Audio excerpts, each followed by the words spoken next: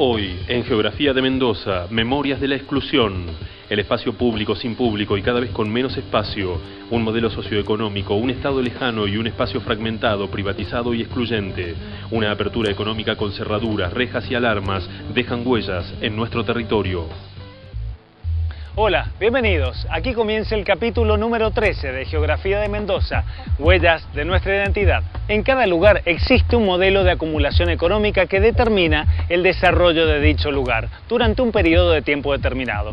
Tanto el Estado como los diversos grupos sociales tendrán la posibilidad de tomar distintas decisiones que impactarán sobre la organización del espacio. Por lo tanto, las acciones que se realicen sobre el espacio irán cambiando a lo largo de la historia.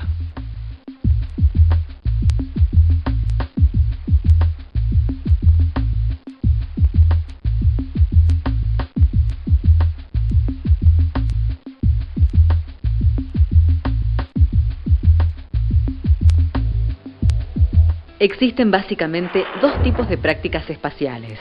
Estas específicamente hacen referencia a aquellos grupos que tienen la capacidad de organizar y de producir territorio.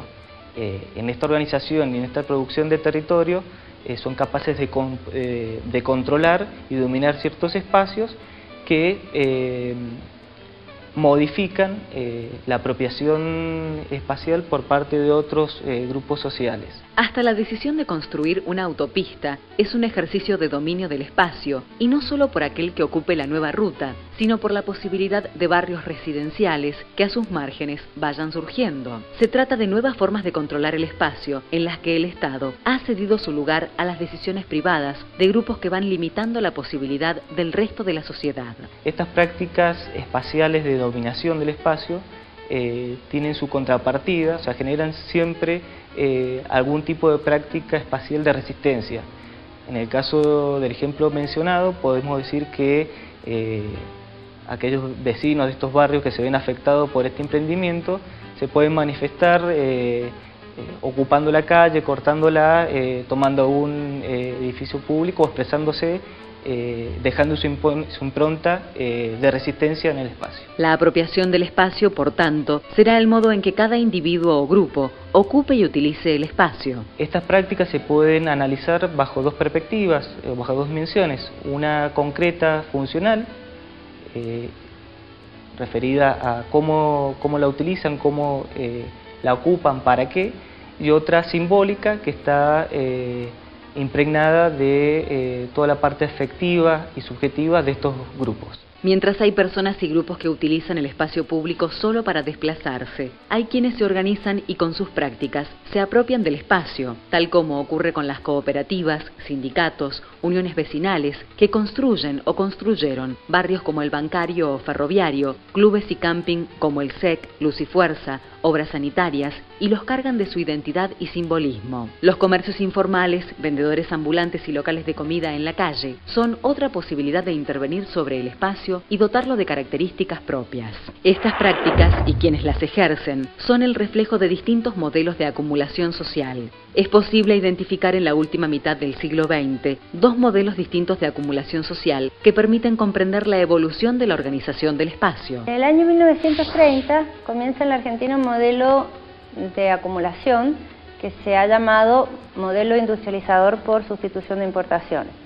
Las características que tiene es que a partir de la crisis económica internacional del 30, que redujo notablemente las exportaciones agrícolas-ganaderas de la Argentina, nuestro país se vio obligado a producir internamente lo que antes podía comprar en el exterior con las divisas que le generaba el comercio agrícola ganadero. Este modelo se centró sobre, digamos, la expansión del mercado interno. ¿Qué quiere decir esto?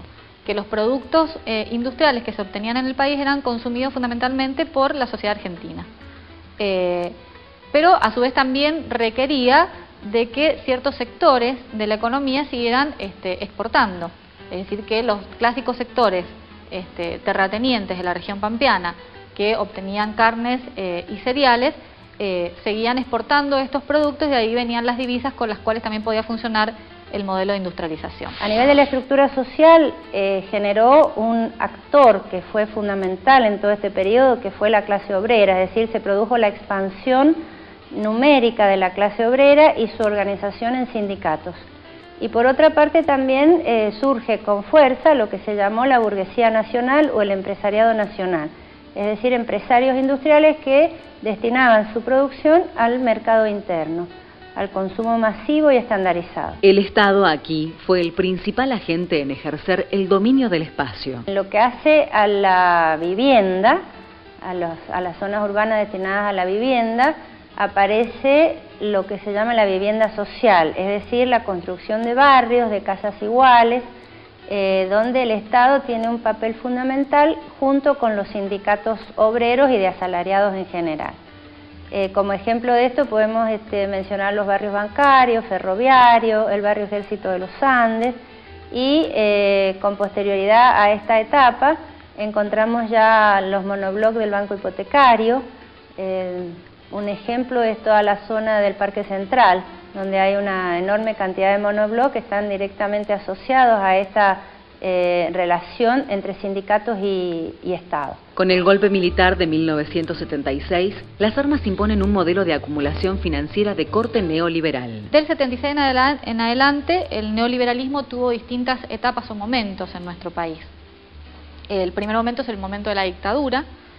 Una de las características de las políticas neoliberales es que favorecieron lo que se llama la apertura del mercado externo, se le quitaron, digamos, la protección a ciertos productos y por lo tanto nuestros productos industriales, digamos, se vieron en una competencia negativa con los productos que venían del exterior y empezó lo que se llama, o ha sido denominado, el proceso de desindustrialización en el país. Esta apertura indiscriminada del mercado interno trajo entonces el retraso industrial, con lo cual comenzó a elevarse la tasa de desempleo. Esa situación de desempleo comienza a manifestarse en las grandes urbes donde se concentraban las industrias, como el caso de Gran Buenos Aires, Gran Córdoba, Gran Santa Fe, y no estuvo tampoco exenta el Gran Mendoza. Es un modelo que muchos han denominado el que se inicia con las políticas neoliberales del 76 en adelante, modelo de acumulación de la valorización financiera. ¿Qué significa esto? Que el patrón de desarrollo no estuvo puesto, digamos, en la producción de bienes, como en el caso del modelo de industrialización, sino en cómo valorizar el dinero en los sistemas financieros, por eso valorización financiera. Y fue un modelo que generó una deuda externa muy sustantiva en el país, de 10.000 millones de dólares que había en el año 76, al final de la dictadura ya era prácticamente de 3 veces más, 40.000 millones de dólares. La vuelta de la democracia no es, sin embargo, la vuelta a la producción. Lejos de ello, con la presidencia de Carlos Menem, la renta sigue y defrauda. Mientras más se abre la economía, más se cierran las fábricas, los mercados se desregulan y las empresas públicas se hacen privadas. El Estado, durante este modelo, se aparta de muchas de sus funciones sociales y contribuye a la apropiación privada del espacio público. Es así que el territorio y sus habitantes devienen en simple mercancía para quienes ostentan el control del espacio.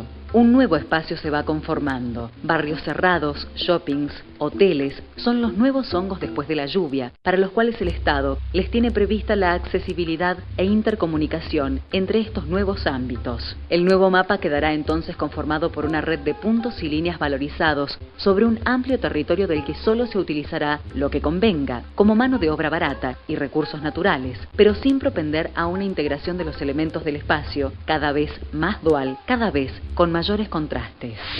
En el próximo bloque, la ciudad de las luces y las sombras, del centro y las periferias, el espacio mercancía y el ciudadano consumidor, el estigma de la violencia y el negocio de la inseguridad, espacio de rentabilidad y público sin espacio. Ya volvemos por las huellas de una identidad bajo candado, tras las rejas, a la Armada.